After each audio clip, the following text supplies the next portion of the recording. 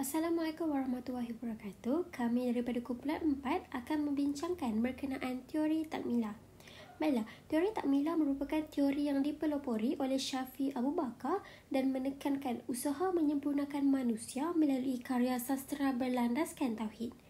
Dalam konteks ini, sastra bukan sekadar hiburan, sebaliknya menjadi medium yang menggabungkan kesempurnaan dan keindahan bagi membentuk insan yang seimbang dari segi rohani, intelek dan akhlak selaras dengan matlamat Islam.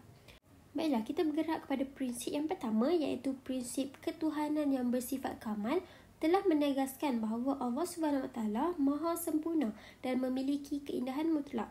Kesempurnaan ini ringkasnya dapat dilihat melalui ciptaan alam dan wahyu, iaitu Al-Quran.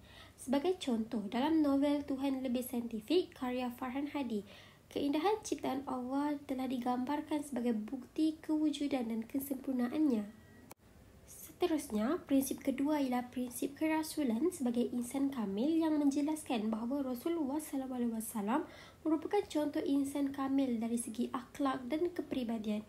Baginda telah menjadi teladan dalam dakwah, kesabaran dan perjuangan. Hal ini dapat dilihat melalui watak Dr. Ahmad Zahid dalam novel yang sama yang dicontohkan melalui keteguhan Rasulullah SAW ketika berdakwah walaupun menghadapi tentangan kaum Taif.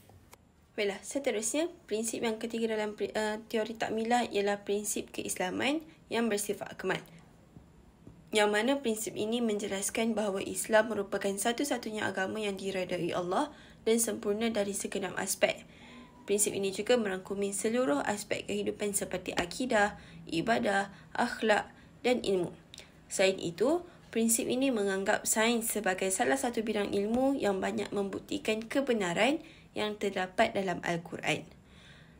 Contoh bagi prinsip keislaman yang bersifat akmal ini kita boleh lihat dalam novel Tuhan Lebih Saintifik karya Farhan Hadi.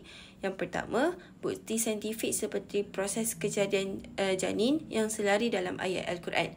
Dan contoh yang kedua dalam novel ini ialah penekanan terhadap solat di awal waktu sebagai paksi keimanan seorang Muslim. Seterusnya, prinsip yang keempat ialah prinsip ilmu dengan sastra yang bersifat takmilah. Yang mana prinsip ini melihat hubungan sastra dengan ilmu yang mempunyai pertalian dengan diri sendiri, khususnya melalui akal dan hati. Prinsip ini menekankan bahawa ilmu dalam karya tidak terpisah daripada nilai ketuhanan dan pembinaan jati diri.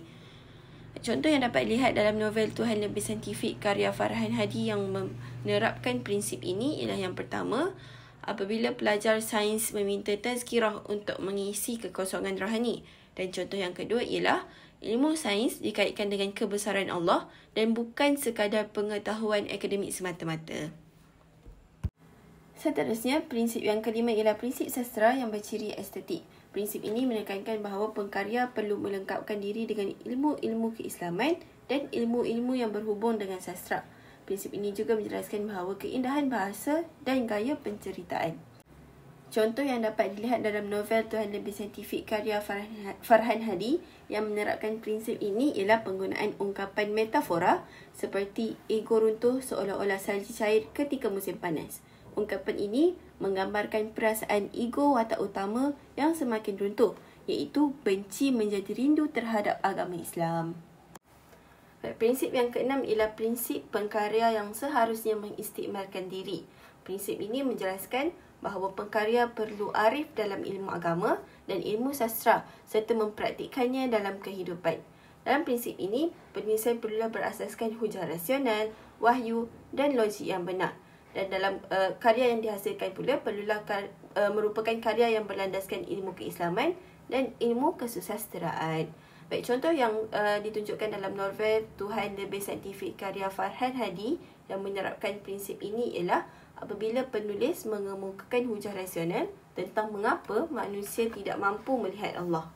Prinsip yang ketujuh ialah kalayak bertujuan memupuk mereka ke arah insan kamil yang menekankan tentang hubungan antara kalayak dengan karya yang ke arah kesedaran tauhid. Sesebuah karya sastra Islam perlulah berunsurkan pendidikan, dakwah, menanam nilai-nilai tauhid, kekudusan, keagungan Tuhan, jihad, penentangan terhadap kebatilan dan sesuatu yang mengajak ke arah kebaikan. Contohnya, novel Tuhan Yang Lebih Saintifik karya Farhan Hadi Dalam novel tersebut, terdapat elemen pengislaman Dr.